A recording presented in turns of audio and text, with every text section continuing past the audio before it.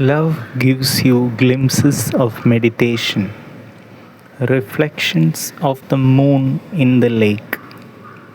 Although they are reflections, not the moon itself. So, love can never satisfy you. In fact, love will make you more and more dissatisfied, discontented. Love will make you more and more aware of what is possible, but it will not deliver the goods. It will frustrate you. And only in deep frustration lies the possibility of turning back to your own being.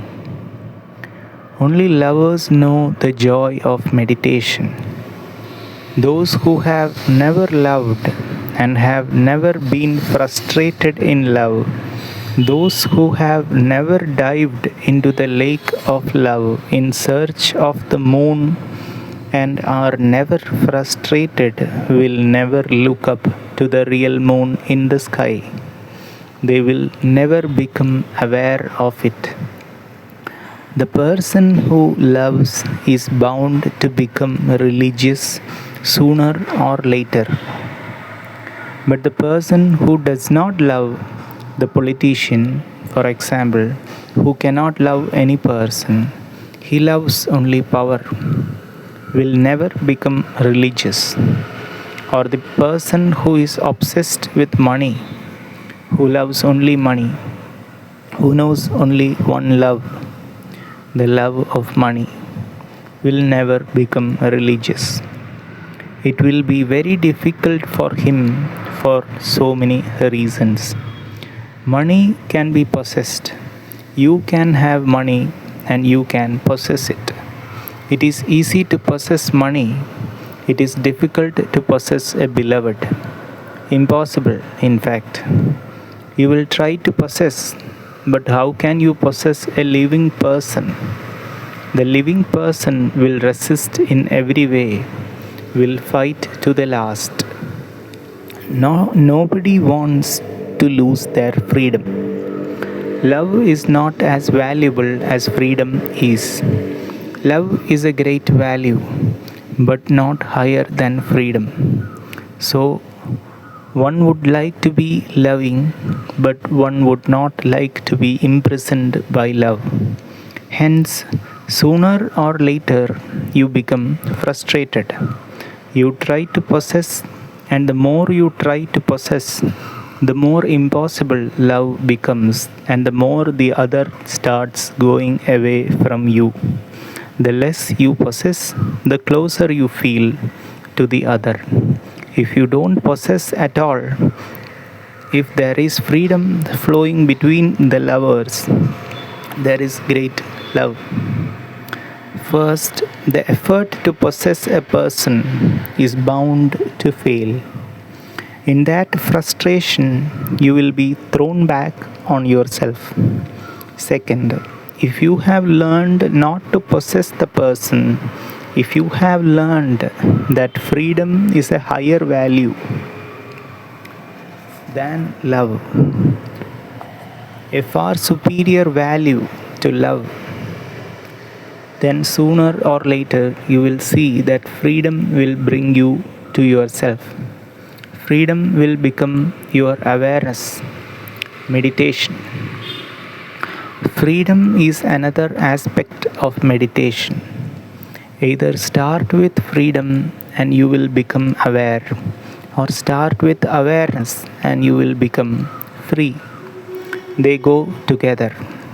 Love is a kind of subtle bondage, but it is an essential experience, very essential for maturity.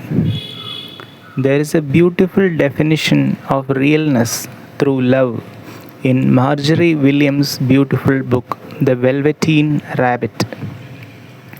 "What is real?" asked the rabbit one day. "Does it mean having things that buzz inside of you and a stick out handle?" "Real isn't how you are made," said the skin horse. It's a thing that happens to you when a child loves you. When a child loves you for a long, long time, not just to play with, but really loves you, then you become real. Does it hurt? Asked the rabbit. Sometimes, said the skin horse, for he was always truthful. When you are real, you don't mind being hurt. Does it happen all at once, like being wound up? He asked, or bit by bit. It does not happen all at once, said the skin horse. You become. It takes a long time. That's why it does not often happen to people who break easily, or have sharp edges, or who have to be carefully kept. Generally, by the time you are real, most of your hair has been loved off, and your eyes drop out, and you get loose in the joints and very shabby. But these things don't matter at all, because once you are real, you can't be ugly, except to people who don't understand. Once you are real, you can't become unreal again. It lasts for always. Love makes you real, otherwise, you remain just a fantasy, a dream with no substance in it. Love gives you substance. Love gives you integrity. Love makes you centered, but it is only half of the journey. The other half has to be completed in meditation, in awareness. But love prepares you for the other half. Love is the beginning half, and awareness is the ending half. Between these two, you attain to God. Between love and awareness, between these two banks, the river of being flows.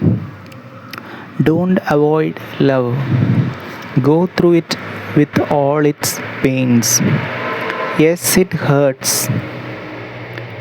But if you are in love, it does not matter.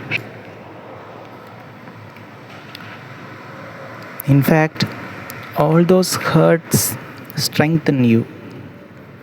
Sometimes it really hurts badly, terribly. But all those wounds are necessary to provoke you, to challenge you, to make you less sleepy. All those dangerous situations are necessary to make you alert.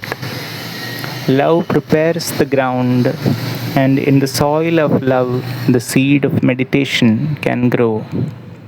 And only in the soil of love. So, those who escape from the world out of fear will never attain to meditation. They can sit in the Himalayan caves for lives together. They will not attain to meditation. It is not possible. They have not earned it. First, it has to be earned in the world. First, they have to prepare the soil. And it is only love that prepares the soil. Hence, my insistence not to renounce the world. Be in it. Take its challenge. Accept its dangers, its hurts, wounds. Go through it. Don't avoid it. Don't try to find a shortcut, because there is none. It is a struggle. It is arduous. It is an uphill task. But that is how one reaches the peak. And the joy will be more, far more than if you were dropped on the peak by a helicopter.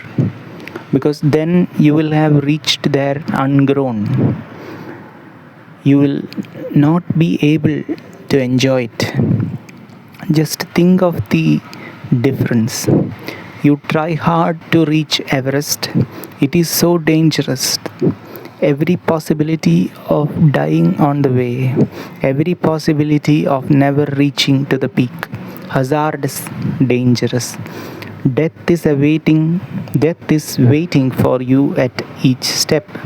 So many traps and so many possibilities of being defeated rather than being successful.